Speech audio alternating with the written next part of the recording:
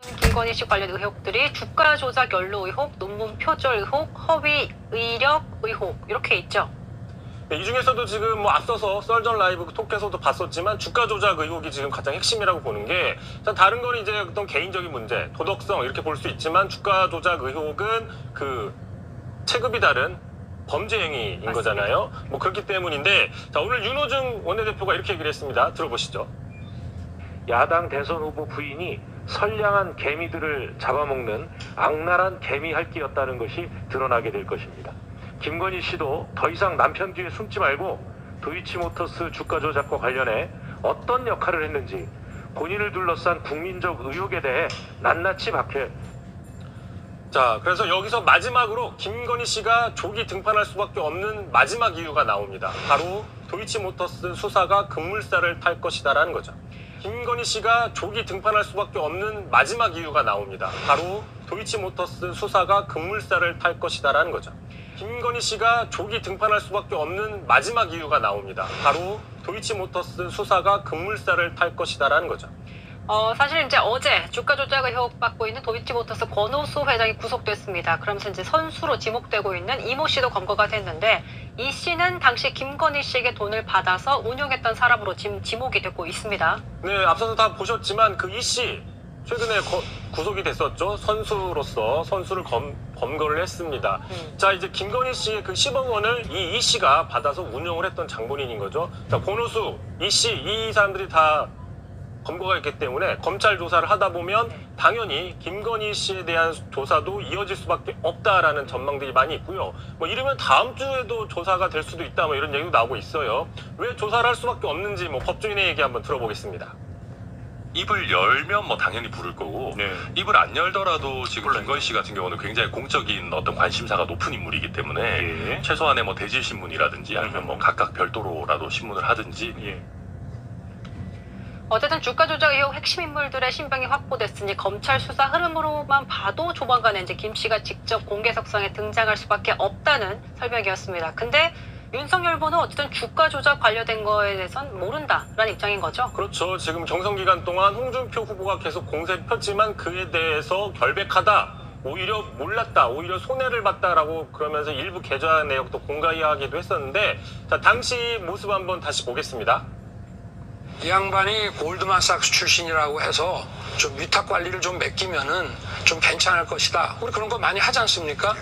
뭐 도이치 골드만삭스 출신이라고 하니까 실력이 있어서. 그런데 한 4달 정도 맡겼는데 손실이 났고요. 저희 집사람은 거기서 안 되겠다 해서 돈을 빼고 그 사람하고는 절연을 했습니다. 아무 적이 없습니다.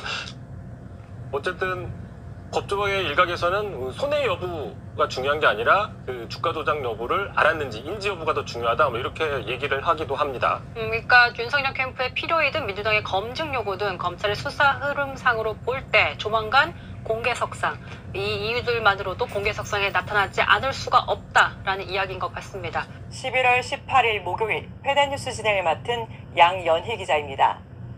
엠브레인 퍼블릭과 K스테 리서치, 코리아 리서치, 한국 리서치 4개 여론조사 기관들이 오늘 공동으로 발표한 여론조사 결과에 따르면 국민의힘 윤석열 대선 후보의 지지율은 36%, 더불어민주당 이재명 후보의 지지율은 35%로 나타났습니다.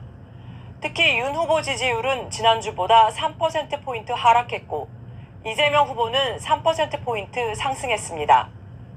두 후보 간 지지율 차이는 불과 한 주 만에 7%포인트에서 1%포인트 차로 오차 범위 내로 좁혀졌습니다. 또한 같은 여론조사 결과에서 차기 대선에서 정권을 심판해야 한다는 응답은 47%, 국정을 안정해야 한다는 응답은 41%로 나타났습니다. 정권 심판과 국정 안정 간 이 응답의 차이는 불과 6%포인트로 오차 범위 내에 존재했습니다.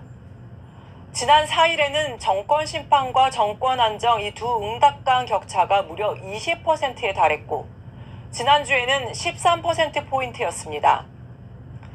지난달 말에 저희가 조사한 여론조사 결과에서도 정권교체 응답은 무려 60.1%에 달했고 특히 20대에서는 압도적인 수치인 74.8%를 기록했습니다.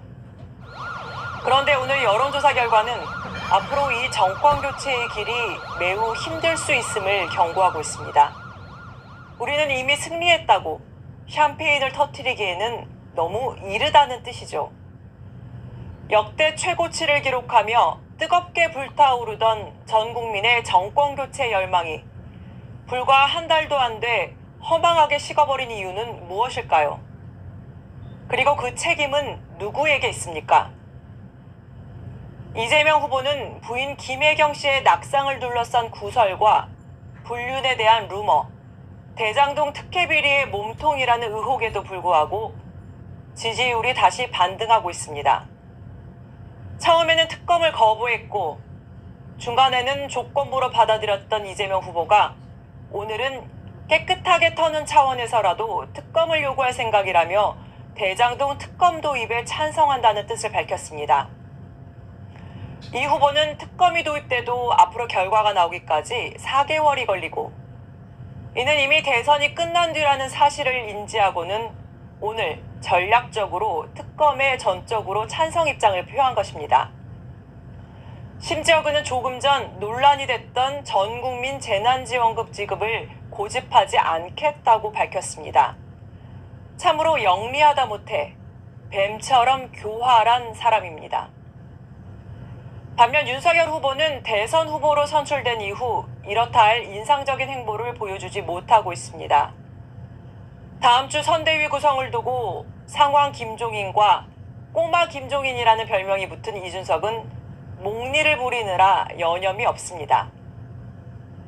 다음 주에 선대위가 구성되면 잡음이 줄어들고 윤석열 후보의 지지율이 급증하며 다시 전 국민의 정권 교체 열망이 활활 타오를 수 있을까요? 참으로 우려가 되지 않을 수 없습니다.